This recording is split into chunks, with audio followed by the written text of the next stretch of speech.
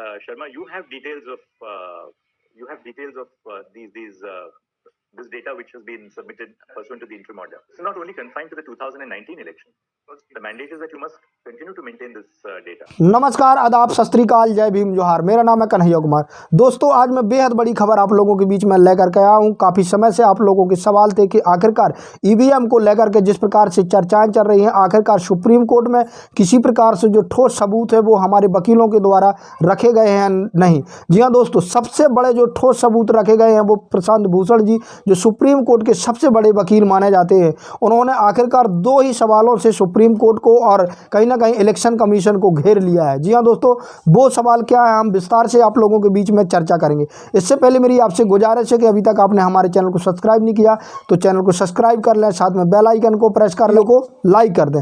जी हाँ दोस्तों, ये सबसे बड़ी खबर है। जैसा कि आपने शुरुआत से ही देखा होगा, चुनावों के बाद कहीं ना कहीं ईवीएम पर सवालिया निशान खड़े होते हैं। वहीं इस बार भी हुआ।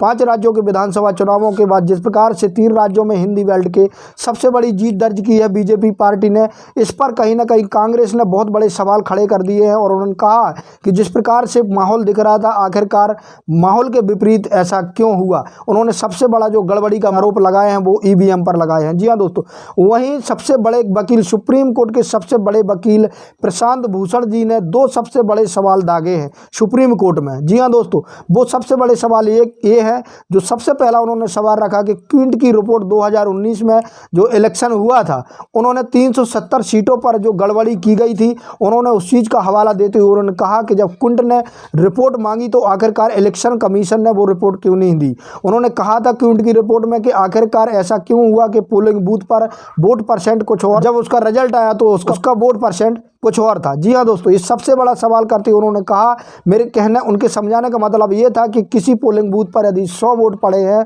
और 100 वोट लिखे गए हैं उस टाइम पे, तो आखिरकार काउंटिंग के समय भी 100 वोट ही निकलना चाहिए। लेकिन दोस्तों, 2019 के 370 सीटें ऐसी थी जहां पर लगभग यदि 100 वोट डाले गए हैं तो किसी में 120, किसी में 80, किसी में 90। इस प्रकार से आखिरकार हैकिंग के बगैर ऐसी गड़बड़ियां कैसे संभव है। उन्होंने सबसे बड़ा सवाल करते हुए कहा कि आखिरकार इलेक्शन कमीशन की सबसे बड़ी जिम्मेदारी है और आखिरकार बगैर हैकिंग के ऐसा कर पाना कैसे संभव हो सकता है। सबसे बड़ा सवाल करते हुए उन्होंने कहा कि आखिरकार इलेक्शन कमीशन ने इसका जवाब क्यों नहीं दिया। उन्होंने ये भी कहते हुए कहा कि जब क्विंट ने रिपोर्ट मांगी तो आपने रिपोर्ट देने की बजाय जो डेटा था 370 सीटों को आखिरकार डिलीट क्यों कर दिया।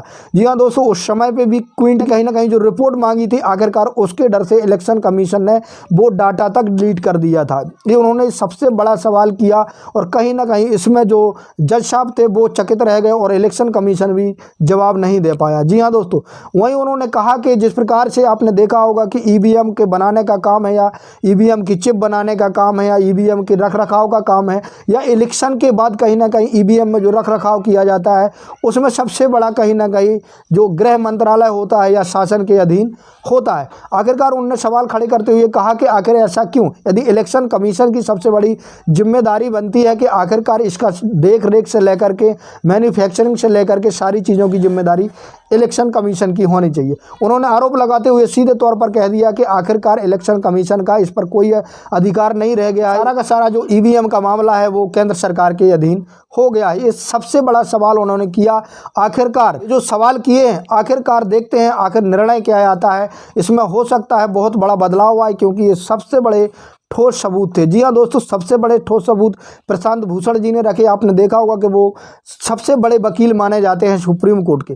कहीं ना कहीं यदि उन्होंने कोई चीज़ कही है तो फैक्ट के आधार पर कही होगी और बहुत बड़ा बदलाव आ सकता है। दोस्तों, देखा जा रहा है कि जिस प्रकार से 5 राज्यों में चुनाव हुआ और 5 राज्यों के चुनाव के जो नतीजे आए, 5 राज्यों के चुनाव को रद्द करने की लगातार लोगों के द्वारा मांग की जा रही है। जी हाँ दोस्तों, ये सबसे बड़ी खबर थी और कहीं ना कहीं जो आज की खबर थी ये कहीं ना कहीं उन लोगों के लिए सबसे बड़ी राहत की बात होगी जो कहीं ना कहीं ईवीएम पर सवाल खड़े कर रहे थे। और आखिरकार ऐसे काफ़ी अधिकतर लोग थे जो आखिरकार ईवीएम पर सवाल खड़े कर रहे थे जिस प्रकार से जीता।